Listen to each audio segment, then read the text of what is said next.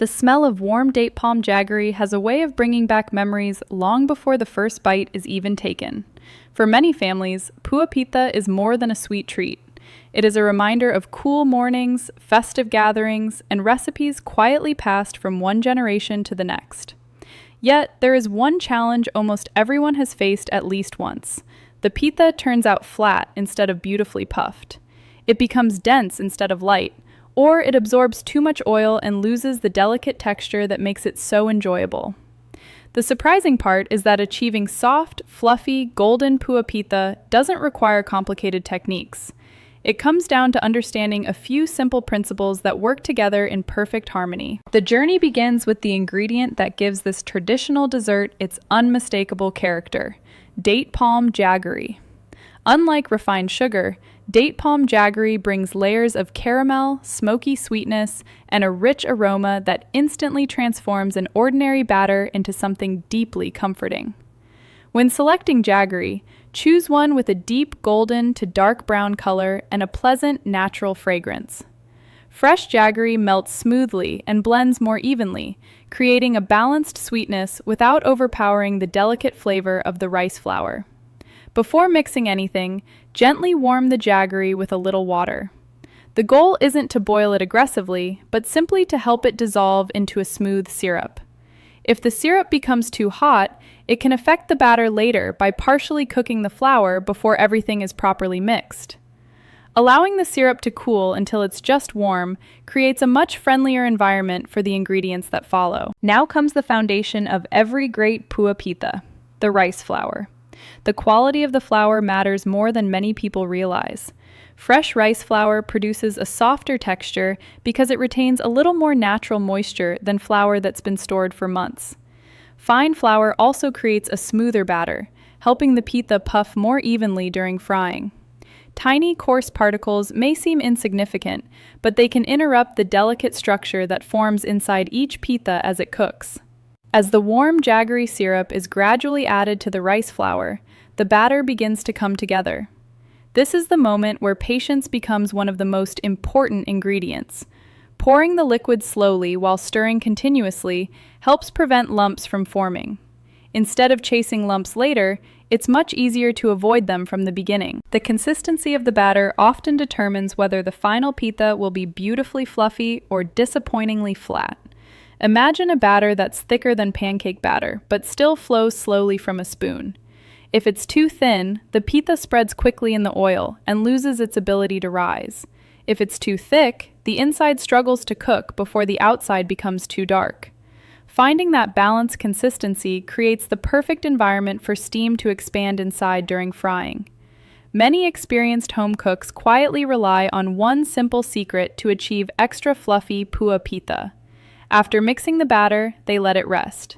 At first glance, resting may seem unnecessary, but this short pause gives the rice flour time to fully absorb the liquid. As the starch hydrates, the batter becomes smoother, more stable, and better able to trap tiny pockets of steam during cooking. Even 20 to 30 minutes can noticeably improve the final texture. Some recipes include a small amount of all-purpose flour. While traditional versions often use only rice flour, adding just a little wheat flour introduces gluten, which provides a touch of elasticity. That elasticity helps the batter hold expanding steam more effectively, encouraging the pitha to puff beautifully without becoming chewy. Another optional ingredient that many cooks appreciate is freshly grated coconut. Besides adding flavor and gentle sweetness, coconut contributes natural oils that create a softer interior. Every bite becomes slightly richer while maintaining the delicate balance between fluffy texture and moist crumb. A tiny pinch of salt may seem insignificant in a sweet recipe, yet it quietly performs an important role. Salt doesn't make the batter salty. Instead, it enhances sweetness by creating contrast, allowing the caramel notes of the jaggery to taste even deeper and more complex. Some families also enjoy adding crushed fennel seeds or a light dusting of cardamom. These spices don't dominate the flavor. Instead, they gently perfume the batter, making each bite feel warm and inviting. The aroma becomes especially noticeable as the pitha begins to fry, filling the kitchen with the unmistakable scent of homemade comfort. Now, attention shifts to perhaps the most misunderstood part of the entire process: frying. Many people believe hotter oil creates puffier pitha.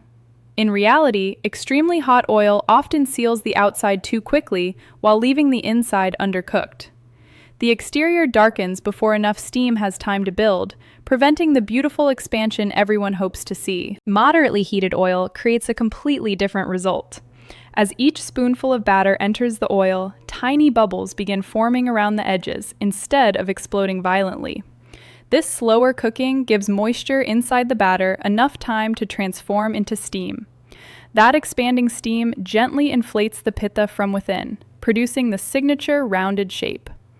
An interesting bit of kitchen science explains exactly what's happening. Water naturally expands many times in volume when it turns into steam. If the batter has the right consistency and enough structure, that steam becomes trapped for a short period, pushing outward in every direction. The result is a light, airy center instead of a dense one. Understanding this simple principle makes it much easier to troubleshoot future batches. Resist the urge to flip the pitha immediately. During the first moments of frying, the surface is still delicate. Allowing one side to set properly helps lock in the expanding air pockets before turning it over. Once the bottom becomes lightly golden, a gentle flip is all that's needed. Watching the color develop is almost as important as watching the shape. Beautiful Pua Pitha should have an even golden brown surface rather than dark patches. That steady color tells you the sugars are caramelizing gradually, developing deeper flavor without burning. If you notice the pitha absorbing too much oil, the batter or oil temperature may need a small adjustment. Batter that's too thin acts almost like a sponge. Oil that's too cool allows excess fat to enter before the structure has time to form. Correcting either one usually solves the problem immediately. One fascinating detail often overlooked is the role of moisture inside the batter. Too little moisture leaves the pitha heavy because there's not enough steam to lift it. Too much moisture weakens the structure and causes it to spread. That perfect balance between flour and liquid creates the ideal environment for both softness and lift. As the last few pitha fry, the kitchen fills with the rich fragrance of caramelized jaggery, toasted rice, and warm spices. The outside develops a delicate crispness, while the inside stays soft, tender, and airy. Breaking one open reveals tiny pockets throughout the center, evidence that all those small decisions, from resting the batter to controlling the oil temperature, work together beautifully. Freshly made Pua Pitha is delicious on its own, but many people enjoy serving it while still warm with a little extra liquid date palm jaggery drizzled over the top. The warm syrup slowly soaks into the surface, adding another layer of sweetness without making the pitha heavy. A sprinkle of grated coconut or chopped nuts can also add gentle texture while keeping the traditional flavors at the center of the experience. One of the joys of this recipe is how forgiving it becomes once you understand the reasons behind each step. If your first batch isn't perfectly puffed, small adjustments often make a dramatic difference. A slightly thicker batter, a little more resting time, or gentler frying temperature can completely transform the next batch. Cooking is often described as following instructions, but recipes like Pua Pitha reveal something deeper. Great results come from understanding why ingredients behave the way they do. Once you know how steam creates lift, how hydrated flour improves texture, and how controlled heat develops both flavor and structure, you're no longer simply following a recipe. You're cooking with confidence. When the final pitha is lifted from the oil, lightly crisp on the outside, beautifully puffed in the center, and carrying the unmistakable aroma of date palm jaggery, it becomes clear that the secret was never a single magical ingredient. It was the quiet partnership between simple ingredients, patient preparation, gentle heat, and a few timeless techniques that turn an ordinary batter into the soft, fluffy, golden Pua Pitha everyone hopes to serve with pride.